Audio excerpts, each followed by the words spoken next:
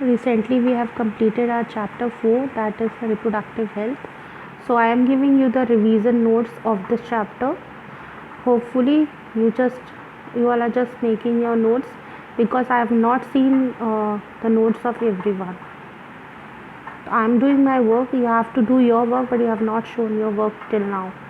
So I just want to tell you all, if you're not making the notes, so you make it, because I'm going to include this chapter in your half yearly exams. Okay, so just be ready for that. So let's start with the revision. Chapter 4, reproductive health. According to WHO is World Health Organization. Reproductive health means total well-being in all aspects of reproduction, that is physical, emotional, behaviour and social. ठीक है, reproduction के aspects पे जब कोई व्यक्ति healthy होता है, जो कि फिजिकली भी फिट हो, इमोशनली भी फिट हो, बिहेवियर वाइज और सोशल वाइज भी फिट हो, तो उसको हम क्या कहेंगे, गुड हेल्थ. ठीक. नाउ रिप्रोडक्टिव हेल्थ से रिलेटेड प्रॉब्लम्स क्या है और उसको सुधारने के लिए स्ट्रैटेजीज़ क्या हमारी गवर्नमेंट ने ली है. इंडिया जो है उन फर्स्ट कंट्रीज़ में है जो उन्होंने फैमिली प्लानिंग का प्रोग्राम स्टार्ट किया है in the year 1951. Okay. Reproductive health जो है हमारी एक जनरल हेल्थ का एक क्रूशियल पार्ट, एक इम्पॉर्टेंट पार्ट प्ले करती है. बहुत सारे प्रोग्राम जो कि रिप्रोडक्शन रिलेटेड एरियाज़ के अंदर कवर्ड किए हैं या जो ऑपरेशन चल रहे हैं, उनका हमने क्या नाम दिया है, reproductive and child health care programme. ठीक. Health and education of young people and marriage and child bearing during more mature stages of life are important attributes to the reproductive health of a society. एक reproductive health society की एक अच्छी reproductive health कैसे बनेगी कि आप जो हमारे यंग पीपल हैं, जो मैरिज कपल हैं या जो चाइल्ड बियरिंग मदर्स हैं, वो सब उन सबको हेल्थ और से रिलेटेड चीज़ों के बारे में और एजुकेशन के बारे में इनकी अच्छी तरीके से प्रॉपरली सारी एजुकेशन पता हो, सारी नॉलेज हो, सो दैट वो अपना और अपने बच्चे का और यंग वंस भी अपना ख्याल रख पाएँ. ठीक है. अब देखते हैं कि गवर्नमेंट ने क्या किया है रिप्रोडक्टिव हेल्थ के लिए. उन्होंने ऑडियो विजुअल और प्रिंट मीडियाज़ के थ्रू अवेयरनेस फैलानी स्टार्ट करी है पीपल्स के अराउंड. जो फैमिली मेम्बर्स हैं, कोल्ड रिलेशन जो क्लोज रिलेटिव हैं, वो भी इस अवेयरनेस प्रोग्राम के अंतर्गत जुड़ सकते हैं. सेक्स एजुकेशन जो है उसको स्कूल्स में इंट्रोड्यूस कराया गया है ताकि बच्चों के बीच में एक अवेयरनेस हो, एक सही नॉलेज उन्हें प्राप्त हो सके, वो किसी गलत चीज़ या गलत संगति में ना पड़ सकें. सारी जो इन्फॉर्मेशन है बच्चों को दी गई है, जैसे कि उनके रिप्रोडक्टिव ऑर्गन्स के बारे में, एडोलसेंस के बारे में, शरीर में होने वाले चेंजेस के बारे में, और किस तरीके से साफ़ और हाइजीनिक सेक्सुअल प्रैक्टिसेस होनी चाहिए, डिजीज़ सेक्सुअल ट्रांसमिटेड डिजीज़ कौन सी हैं और ये क्यों होती हैं, इन सारी चीज़ों के बारे में ये कोर्सेस में बच्चों को पढ़ाया गया है. अच्छा, now very important topic of this chapter, that is amniocentesis. तो एम्नियोसेंटेसिस क्या है, ये इंपॉर्टेंट डेफिनेशन है. It is a technique which is used to find out the chromosomal abnormalities in developing embryo by using amniotic fluid. तो जो mother की body में amniotic fluid होता है, उसको निकाल के उसकी टेस्टिंग की जाती है. इस टेक्निक में क्रोमोसोमल्स की एबनॉर्मलिटीज़ का पता लगाया जाता है. एक डेवलपिंग एम्ब्रियो में अगर उसके क्रोमोसोम में कोई एबनॉर्मलिटी है तो हमें उसके बारे में पता लग सकता है एमनियोटिक फ्लूइड के द्वारा. It is also misused to check fetal sex determination based on the chromosomal pattern in the amniotic fluid surrounding the developing embryo. देखिए, वैसे तो इस जो टेक्निक है एम्नियोसेंटेसिस, इसका प्रयोग इसलिए किया जाता है कि जो डेवलपिंग एम्ब्रियो में किसी तरीके की कोई प्रॉब्लम या क्रोमोसोम के पैटर्न में कोई प्रॉब्लम तो नहीं है, इस चीज़ को डिटेक्ट करने के लिए. लेकिन लोग इसका मिसयूज़ कर रहे हैं, क्योंकि क्रोमोसोम पैटर्न को जब स्टडी करते हैं तो ये भी पता चल जाएगा कि जो एम्ब्रियो है वो होने वाला बच्चा बेबी बॉय है या बेबी गर्ल है. ठीक है. तो ये एक अपराध है. किसी भी बच्चे के बारे के sex determination through these techniques is a sin. Okay. अब population explosion and birth control second topic था, तो इसमें क्या पढ़ा था हमने? Improved quality of life of a people, increased health facilities and better living condition had an explosive impact on explosion of population का विस्फोट हो जाना, एक्सप्लोज हो जाना, यानी कि बहुत पॉपुलेशन का बहुत सारा बढ़ना ही क्या कहलाता है? Population explosion. ठीक है, और अगर पॉपुलेशन ज़्यादा होगी तो जो हमारे पास चीज़ें हैं उनका हम यूटिलाइजेशन सही तरीके से नहीं कर पाएंगे, है ना। तो इसलिए पॉपुलेशन को कंट्रोल करना एक बहुत ही इम्पोर्टेंट फैक्टर है। ठीक, अब इसके कारण क्या हैं? Rapid decline in death rate, जो डेथ रेट है उनमें कमी आना, MMR maternal mortality rate and IMR infant mortality rate, यानी कि डेथ रेट में कमी आना जो कि मदर के कारण से होती है या इन्फेंट के कारण से जो डेथ होती है उनमें कमी आई उन केसेस में। Along with increase in the population of reproductive age is the main reason for population explosion। ठीक है, तो पॉपुलेशन एक्सप्लोजन का जो मेन रीज़न यही है कि पॉपुलेशन का रिप्रोडक्टिव स्टेज में पहुंचते ही जब छोटे बच्चों की शादी कर जाती है तो एक रिप्रोडक्टिव एज में पहुंचते ही जब शादी करा दी जाती है तो पॉपुलेशन अपने आप ही इंक्रीज़ होने लगती है। तो इसको और लोगों में जागरूकता करना होना ही ये पॉपुलेशन एक्सप्लोजन के कारण है। अब इसको किस तरीके से रोका जा सकता है? तो पहला है use various contraceptive method, contraceptive methods के थ्रू। सेकेंड है educating people about the demerits of large family, large family के बारे में हम अगर ये बताएं कि लार्ज फैमिली ठीक नहीं है तो इसके एजुकेट करें तो मे बी इससे कंट्रोल हो सकता है। इंक्रीजिंग दी मैरिजेबल, जो चाइल्ड की मैरिजेबल फीमेल और मेल की मैरिजेबल एज है उनको और बढ़ा दिया जाए ताकि देर से शादी हो। और last is the providing incentive to parents having 1 or 2 children, और उन पेरेंट्स को इनाम देना जिनके एक या 2 से ज़्यादा बच्चे नहीं हैं। ठीक है, अब देखते हैं कॉन्ट्रासेप्टिव मेथड्स क्या हैं। तो कॉन्ट्रासेप्टिव मेथड जो है वो मेथड्स होते हैं जो कि अनवांटेड प्रेगनेंसी को रोकते हैं और मेंस्ट्रुअल साइकिल में बदलाव लाते हैं। एक आइडियल और कॉन्ट्रासेप्टिव जो है वो कैसा होना चाहिए? यूज़र फ्रेंडली, मतलब ईजली अवेलेबल होना चाहिए, इफ़ेक्टिव होना चाहिए, रिवर्सिबल होना चाहिए, मतलब उसको बार बार यूज़ कर सकते हैं और उसके साइड इफ़ेक्ट्स नहीं होने चाहिए और किसी भी तरीके की सेक्सुअल डिज़ायर में उसका इंटरफेरेंस नहीं होना चाहिए। अब कॉन्ट्रासेप्टिव मेथड जो होते हैं उनको फॉलोइंग कैटेगरीज में डिवाइड किया गया है।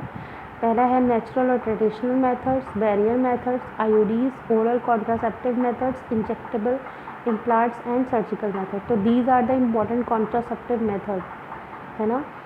क्वेश्चन आपका आता है कि what are the reasons of population explosion and how we can prevent it. इसका लॉन्ग क्वेश्चन ही बनेगा, या फिर आपसे ये छोटे छोटे नेचुरल मेथड्स क्या है और what are the surgical methods, इस तरीके की क्वेश्चंस आपसे पूछे जाएंगे। ठीक है, तो नेचुरल मेथड्स क्या है?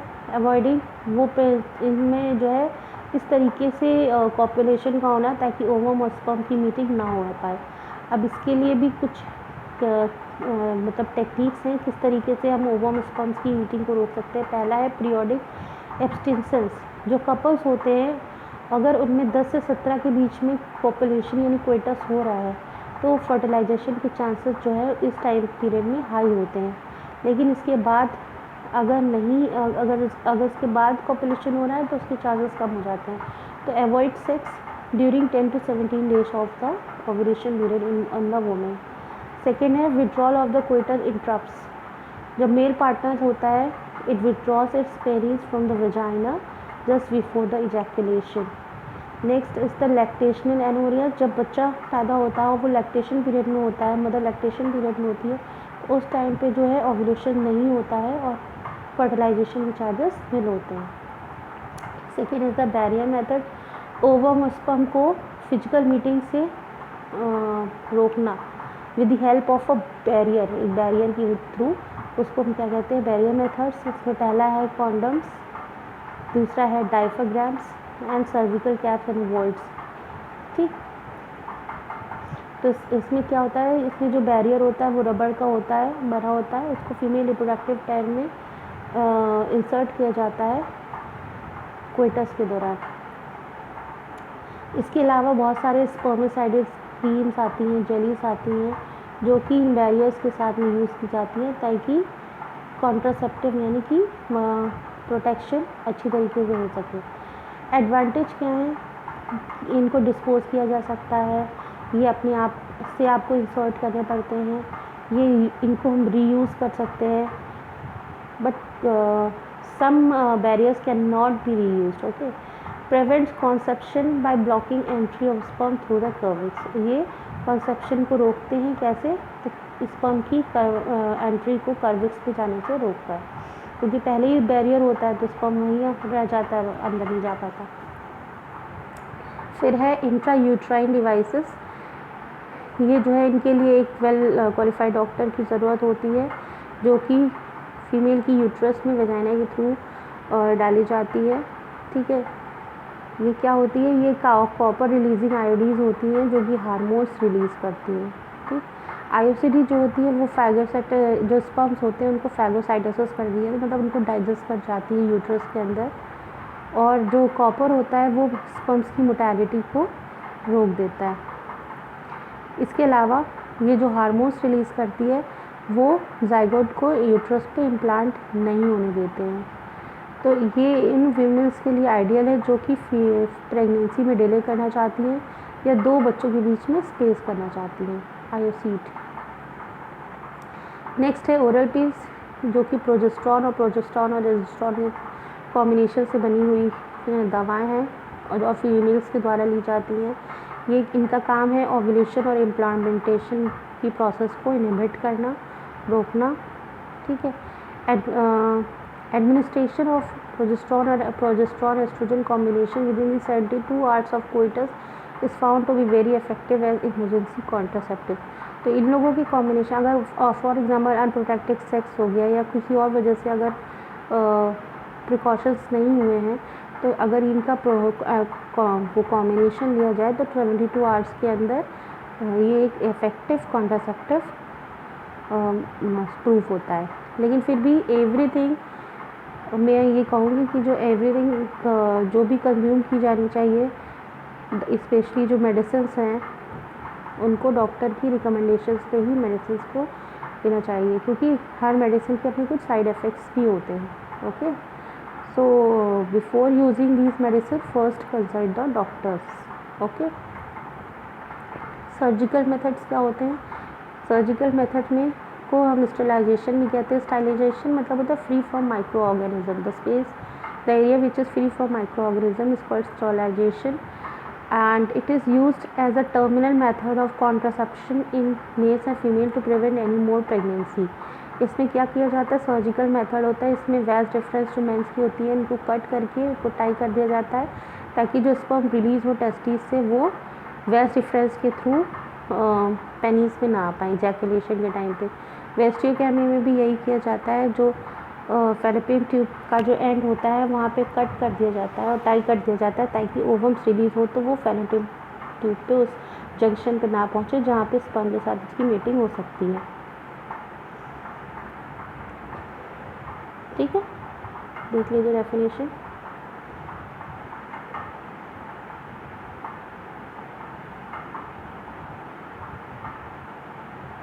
बट हाँ, ये जो टेक्निक्स हैं इनको हम रिवर्स नहीं कर सकते। ठीक, अब साइड इफ़ेक्ट्स क्या हैं कॉन्ट्रासेप्टिव मेथड्स के, कि ये कॉन्ट्रासेप्टिव मेथड्स जो है आपको बिना डॉक्टर के कंसल्टेशन के लिए नहीं यूज़ करना चाहिए, मैंने पहले ही बोला था।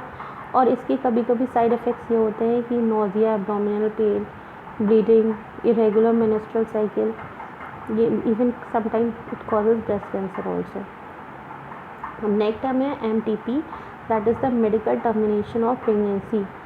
ठीक है, इट इज़ इसमें अबॉर्शन की बात बताई गई है, इसमें ये इम्पोर्टेंट रोल है पॉपुलेशन को डिक्रीज़ करने का, अनवांटेड प्रेगनेंसी को हटा के।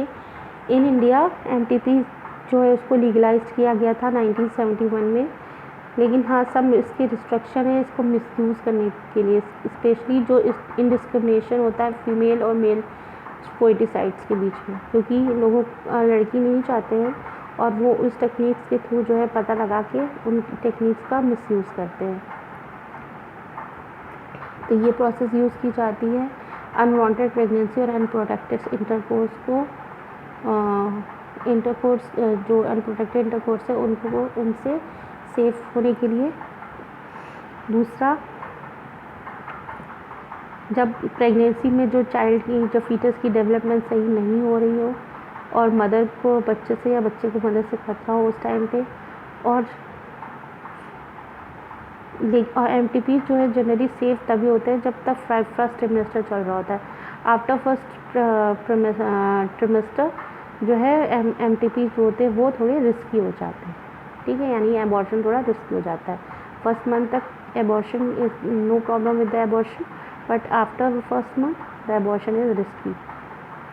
अब सेक्सुअली ट्रांसमिटेड डिजीज़ के बारे में पढ़ते हैं। जैसा कि नाम ही सजेस्ट कर रहा है, sexually transmitted disease, the disease which are cause due to unprotected sex are called the sexually transmitted diseases, ठीक है। इनमें क्या है, एग्जाम्पल्स है। पहला एसटीडी का gonorrhoea, syphilis, genital herpes, chlamydiasis, genital warts, trichomoniasis, hepatitis and ads.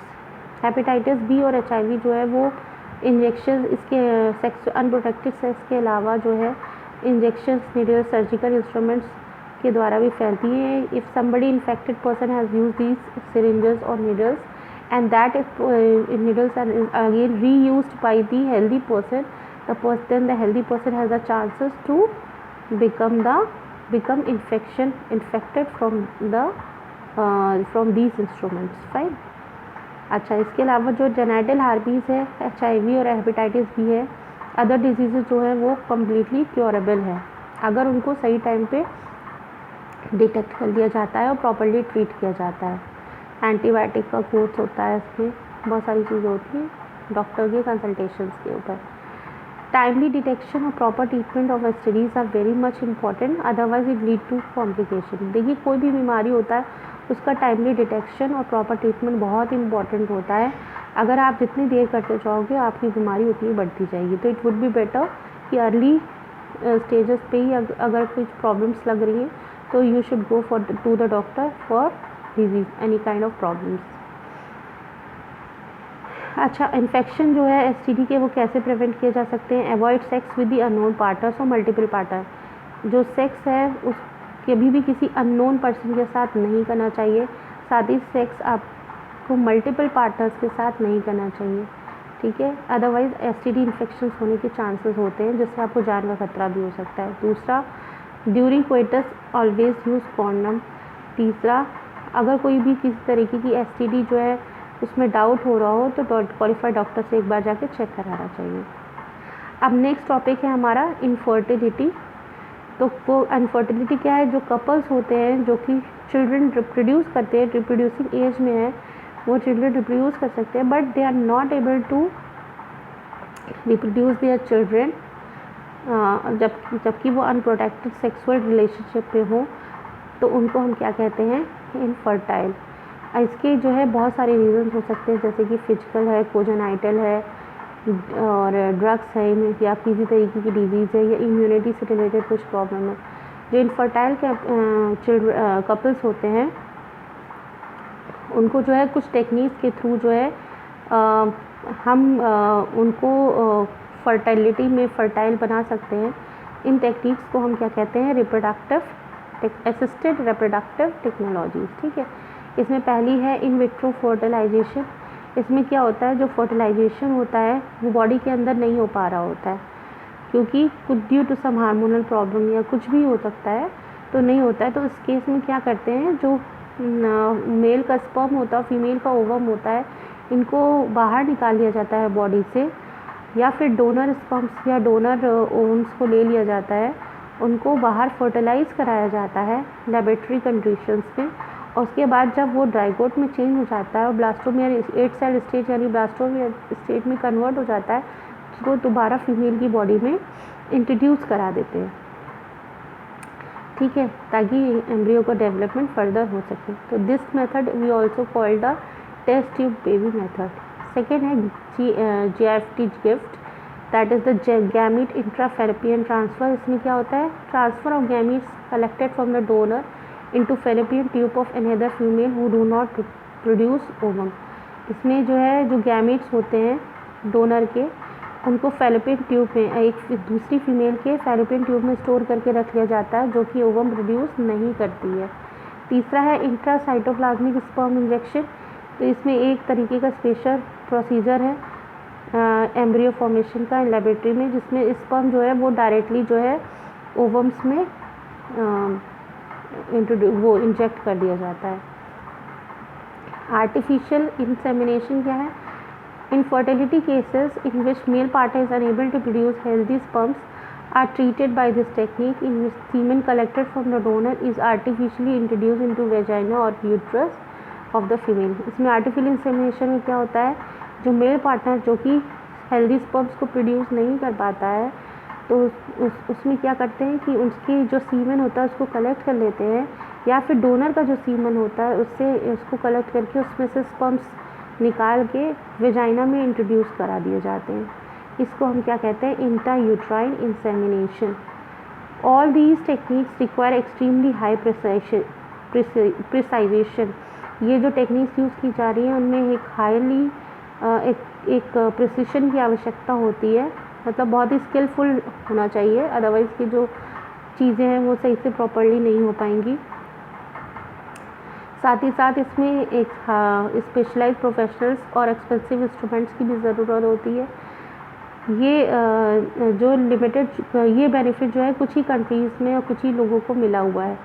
Emotional religion और solar fracture जो है समटाइम्स जो है इन सारी टेक्निक्स को अपनाने के लिए रोकते हैं। तो these are the some factors which prevent the adoption of these method. Fine. तो एक बार आप फिर और से देख लीजिए, मैं एक एक सेकेंड के लिए आपको पूरा दिखा दे रही हूँ, तो दैट कि आप उसको अच्छी तरीके से नोट कर लीजिए। देखिए फर्स्ट इज आप पहली हेडिंग डालोगे reproductive health problem and strategies, और ये चारों पॉइंट्स लिखोगे। नेक्स्ट हेडिंग आप डालोगे measures taken by the government, और ये चारों पॉइंट्स आप लिखेंगे। एम्यूनोसेंटेसिस की आप लोग डेफिनेशंस लिखोगे, और इसको किस तरीके से मिसयूज़ किया जा रहा है वो भी आप लिखोगे। मतलब आपको एज इट इज़ सारे नोट्स बनाने हैं। I am showing you the notes with the heading. जिस तरीके से इसमें हेडिंग्स दी हुई है इसी तरीके से सेम आपको हेडिंग टाइल्स के नोट बनाने हैं। अगर आपने पूरी हेडिंग और पूरे नोट इस तरीके से बना लिए तो आपको इस चैप्टर में स्कोर करने से कोई भी नहीं रोक सकता।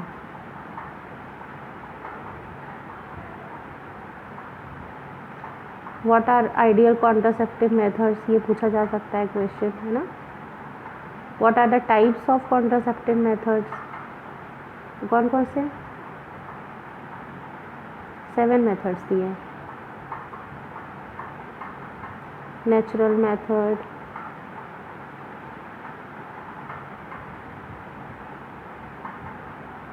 Second one is the periodic withdrawal, lactational barrier,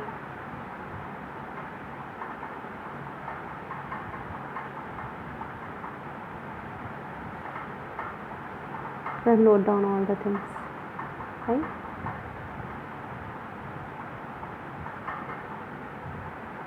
oral pills, surgical method, ये आपसे पूछा जा सकता है। What is vasectomy, what is tubectomy, with diagrams.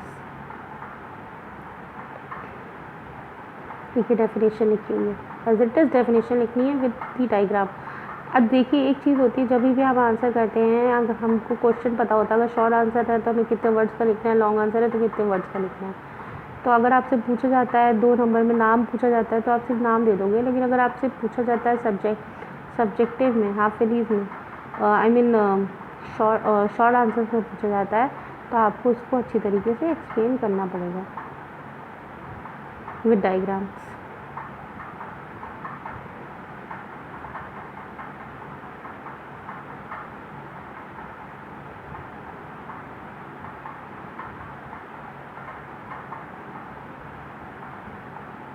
Okay, sexually transmitted diseases.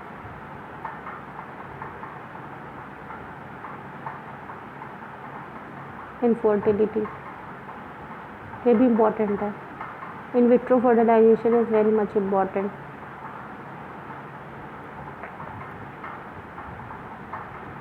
So this is all about the chapter. I hope you have understood it well. So keep revise the topic and bye. Take care.